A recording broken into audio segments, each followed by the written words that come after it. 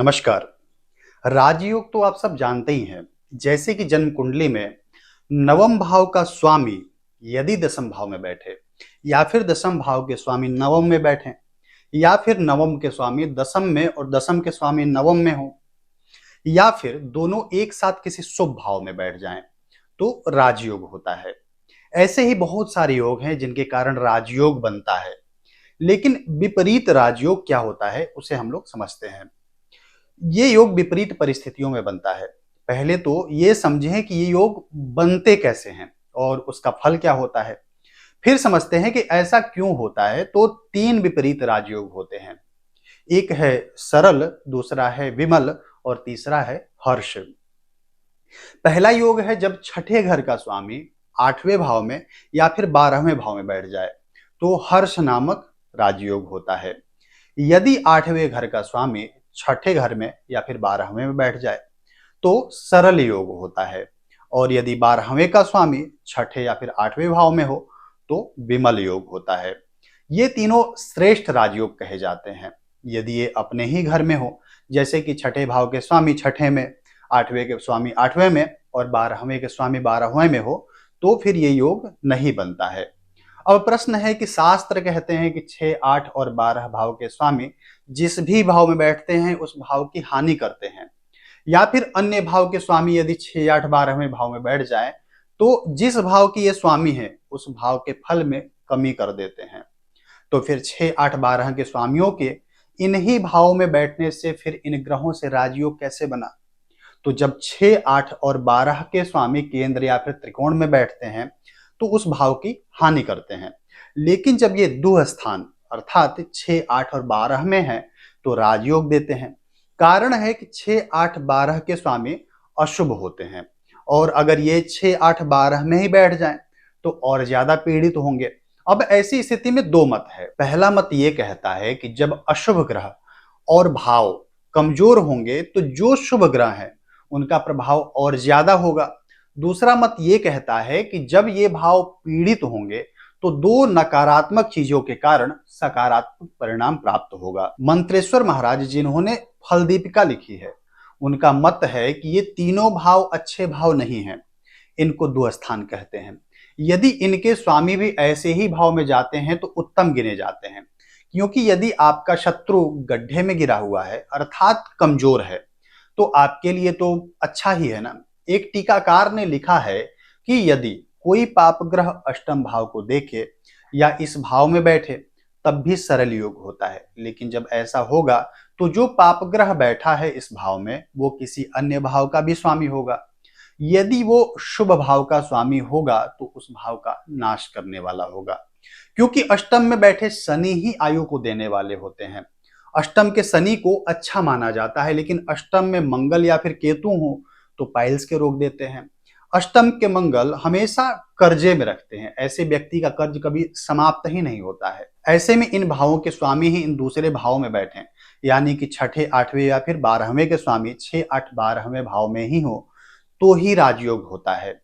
इन विपरीत राजयोगों में एक बात का और ध्यान देना चाहिए कि लग्नेश मजबूत हो, उस पर शुभ ग्रहों की दृष्टि हो। कारण है कि किसी भी राजयोग को भोगने के लिए शरीर का अच्छा होना अनिवार्य है। शरीर रोगी होगा या फिर कष्ट में होगा, तो राजयोग मिल भी जाए तो उसका भोग नहीं कर पाएंगे। इन राजयोगों में जिस ग्रह के कारण ये योग बन रहे हैं, वो जितने ज्यादा पीड़ित होंगे उतने ज्यादा लाभकारी होंगे, उतने अच्छे फल देंगे। इनके फल क्या होते हैं उसके बारे में फल दीपिका में लिखा है कि किसी की यदि हर्ष योग में जन्म हुआ है, तो ऐसे जातक भाग्यशाली होते हैं, अच्छे शरीर वाला होते हैं।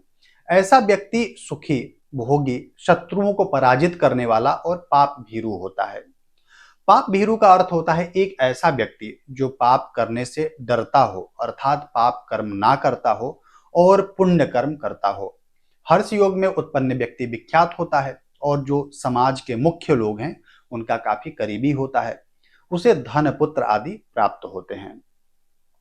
जो सरल नामक योग में पैदा होते हैं वे दीर्घायु होते हैं, निर्भय होते हैं, उनकी बुद्धि काफी दृढ़ होती है। इसका अर्थ हुआ कि ऐसा व्यक्ति एक बार जिन चीजों के बारे में सोच लिया कि ये करना है, फिर उसे करके ही रहता है। ऐसा व्यक्ति धनी, विद्या पुत्र से सुखी, व्यापार में सफल और शत्रुओं को जीतने वाला होता है। जो व्यक्ति विमल योग में जन्म लेता है उसके धन की अधिक वृद्धि होती है। ऐसा व्यक्ति सुखी, स्वतंत्र, अपने सद्गुणों के लिए विख्यात होता है। ऐसा व्यक्ति उत्तम कार्य करने वाला होता है और सभी लोगों के अनुकूल आचरण करता है। ये तो फल हुआ। अब फलित करने में एक बात का और ध्यान देना चाहिए कि षष्ठ, अष्टम और द्वादश के स्वामी कमजोर होने चाहिए। यदि ये ताकतवर हैं तो अच्छा नहीं होता है। ये यदि केंद्र में या फिर त्रिकोण भाव में बैठ जाएं तो उस भाव को कमजोर करते हैं। यदि 6, 8, 12 के स्वामी कमजोर हो करके इन्हीं 6, 8, 12 में हो तो शुभ फल देते हैं। त्रिकोण और केंद्र के स्वामी बलवान होने चाहिए क्योंकि ये शुभ भाव है। यदि इसका विपरीत हो जाए कि 6, 8, 12 के स्वामी बलवान हो और केंद्र त्रिकोण के स्वामी कमजोर हो और सूर्य से अस्त हो तो ये दुर्योग होता है। अब एक बात और समझते हैं कि विपरीत राजयोग होता कैसे है। तो इसका फल ऐसे मिलता है कि कोई व्यक्ति किसी विपरीत परिस्थिति में लाभ को प्राप्त होता है। जैसे आप एक टीम में काम कर रहे हैं और आपके बॉस ने अचानक से रिजाइन कर दिया। अब बिना पूर्व सूचना के या बिना आपके एफर्ट के आपको पद प्राप्त हो गई, या किसी की मृत्यु हो जाए तब वो चीजें आपको मिल जाती हैं, या किसी के छोड़ने से या फिर किसी की शत्रुता या बीमारी के कारण आपको मिल जाए। इस योग का फल आपके बिना योग्यता के भी मिल जाता है। आपने ये कहानी सुनी होगी कि एक राज्य में राजा की मृत्यु हो गई।